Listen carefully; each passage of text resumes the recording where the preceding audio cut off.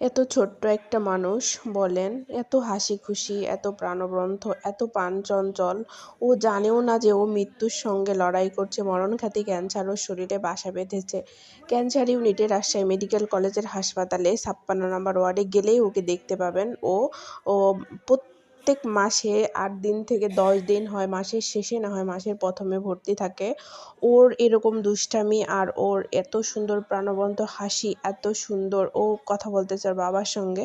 বাবা সবসময় থাকতে পারে না, বাবা হচ্ছে কর্মজীবী।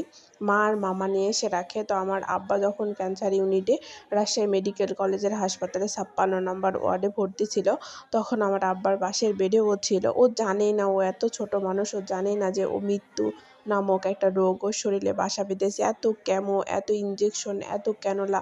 তারপরে এই বাচ্চাটা হাসিমুখে এত ধৈর্য সহকারে, যেটা বড়রা সহ্য করতে পারে না, সেই বাবুটা কেমনে সহ্য করে। আল্লাহ ওকে মানে কেন যে এই পরীক্ষাতে ফেলেছে আমি জানি না।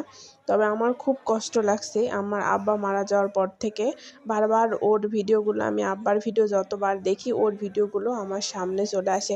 আমি যখন ও মোবাইলে এভাবে কথা বলে, দুষ্টামি করে, হাসি খুশি থাকে, তখন আমি আমার মোবাইলে ওর অনেক ভিডিও, অনেক ছবি ধারণ করে রাখছি।